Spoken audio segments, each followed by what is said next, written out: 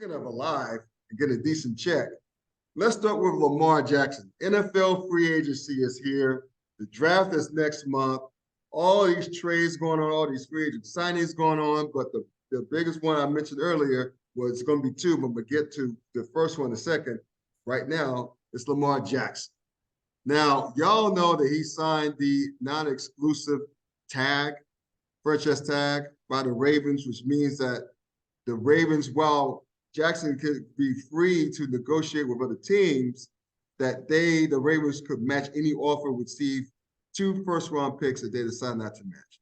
So basically, depending on who you and what you believe, apparently the Ravens made him a deal, or actually he's pursuing a multi-year deal that's fully guaranteed at least $200 million. He wants to get above Deshaun Watson, basically. Because let's be real, in Jackson's defense, he is more accomplished than Deshaun Watson. He has a unanimous MVP. He has taken his team to the playoffs. He has won a game in the playoffs.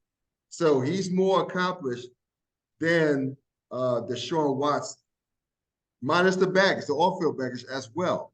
It just seems like the Ravens are saying, no, we're not going to do this. And again, according to who you believe, the other teams around the league who don't need a quarterback are saying, since you're saying the same thing, let's reset this quarterback market. Let's keep it getting out of hand.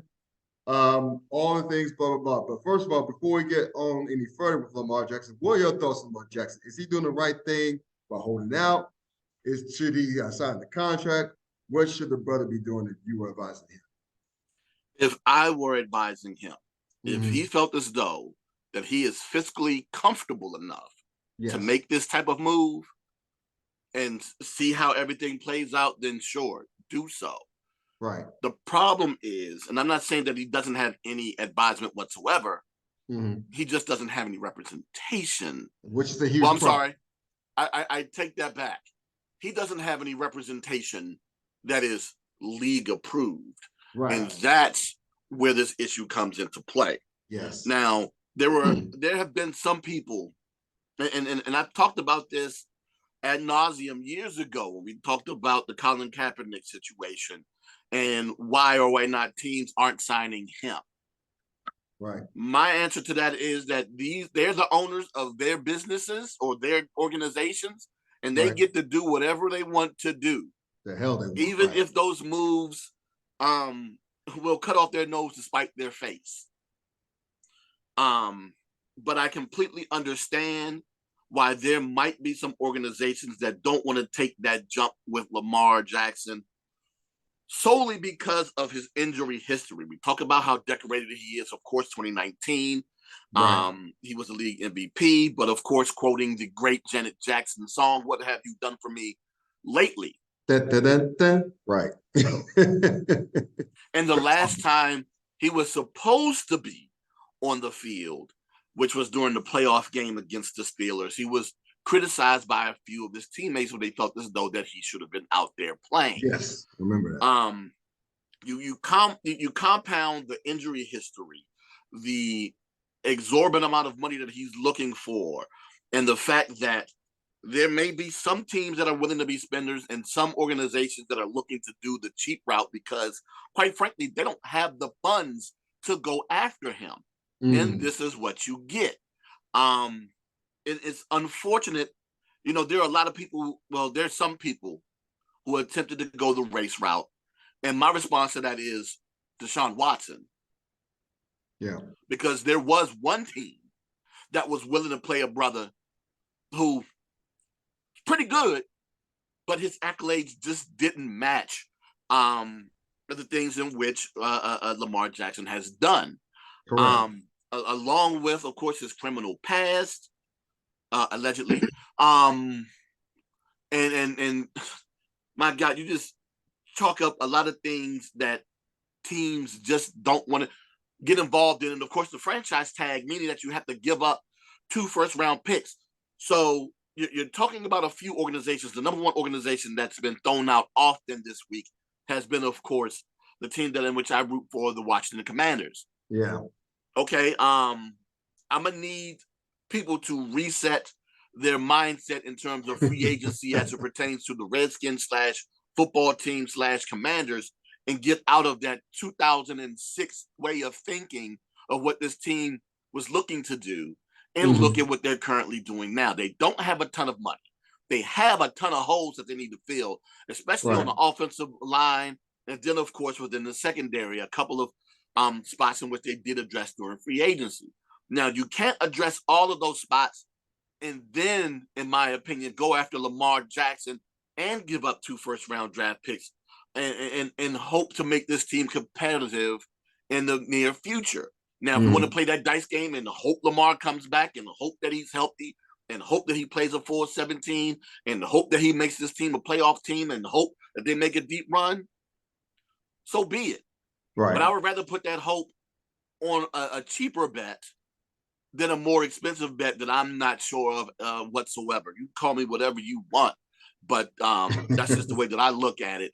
And there have been some people who have come out against the Commanders and said, well, you threw a lot of money, and I'm doing it in air quotes, at Carson Wentz last year with his injury history being worse than Lamar's.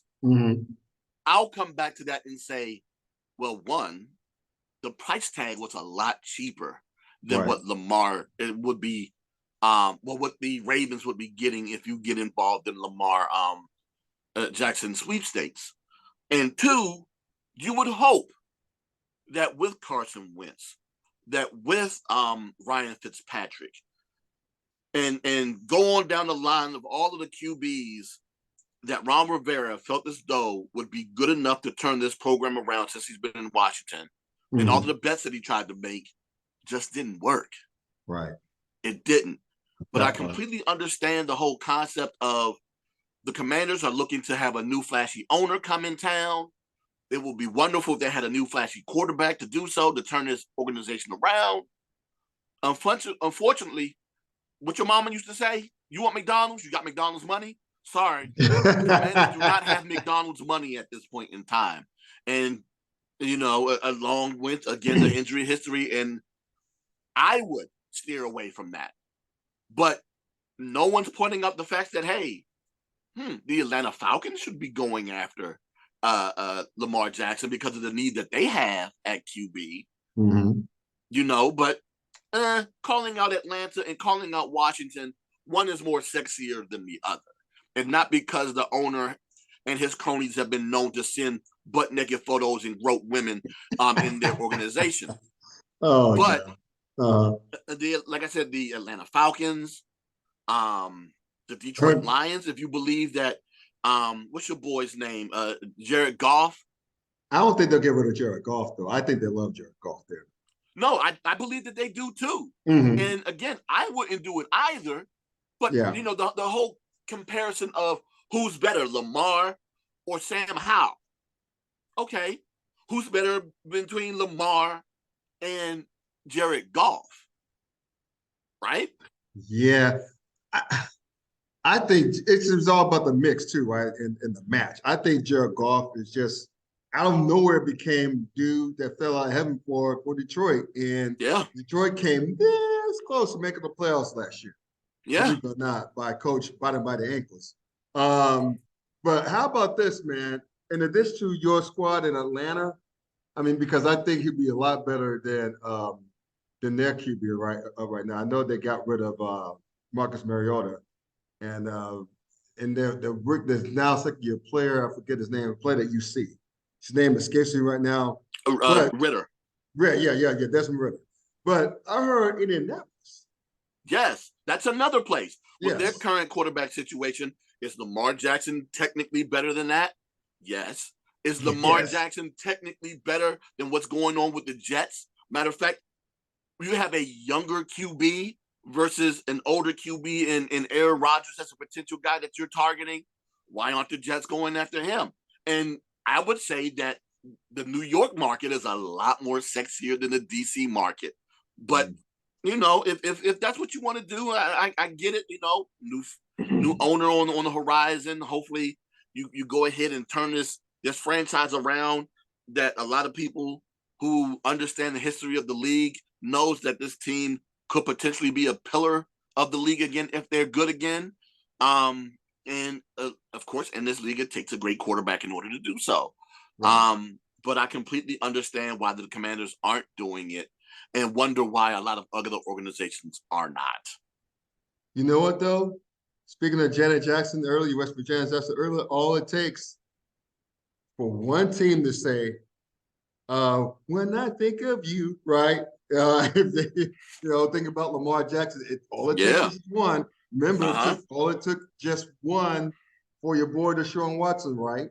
Cleveland Yes. came out of nowhere and negotiated against themselves for some stupid reason. It takes one. Sure, all the owners are holding steady right now, mainly because Lamar doesn't have a certified agent or approved NFLPA approved agent, that is really hurting him more than anything. It's like, Mm-hmm. stop being cheap, pay the 10, I think 3%, pay the 3% and get your thing moved. Because to me, if he already had an agent, he is not only would his ass be out of Baltimore, he would have had to go into a contract elsewhere. Mm-hmm. He's But you only know hurting what? himself for being cheap. To his defense, and to quote one of my favorite quotes from the sitcom Martin, Yeah. I can't handle the 5, bruh. I can't handle the 5. If you don't know what that is, go ahead, Google that and look that Yes, up. please. Y'all Google that, you young folks out there. Yeah, so I get why he doesn't want to do it, but I understand and don't like how he's being forced to do something that he doesn't want to or have to do. Now, let me just say this before we move on to the next player of the of the hour, if you will. This is saying that there's traction on other teams wanting Lamar Jackson services. Let's just for the sake of argument, let's just say that. What team out there, obviously outside of Baltimore, would be a perfect damn match for Lamar Jackson, where he can bring to the table? Wow. To make the money work too. And make the money work. Yeah. That's the thing. The only team that the teams that can make the money work aren't necessarily in win now mode right now. Sure. And a lot of teams that could use him that are currently in win now mode, the Jets, the Dolphins, oddly enough. And I know there are a lot of people who are saying that, they have Tua, but we've already seen that Tua is Mr. Glass and dealt with 2 head injuries last season, and wondering whether or not he'll be able to stay upright himself this upcoming season.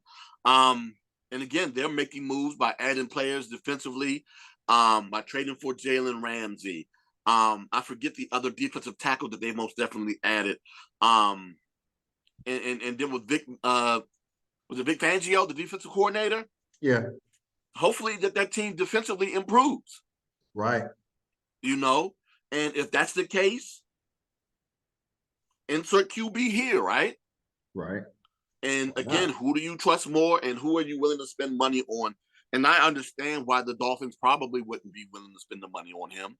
But if you want to go ahead, call out a team, man, we call out all the teams, man. What did Nino Brown say, man? This thing is bigger than me, man. This thing's bigger than me. Oh man, you and the pop culture references. I love it. It's true though. I think, man, more teams want Lamar Jackson with their leader on, whether that what they have been the lead, what they've been led on. I think Atlanta is prime for it. I mean, think about with Lamar Jackson indoors on turf, albeit field turf, but still, that could be the Michael Vick experience 2.0. Yes, it could. It could easily be the Michael Vick experience 2.0. Yeah. I mean, Lamar has legs like Michael, has an arm like Michael. I mean, come on. And it's in Chocolate City, that's in Atlanta, Georgia. Come on, man. What are we talking about? You have that, right?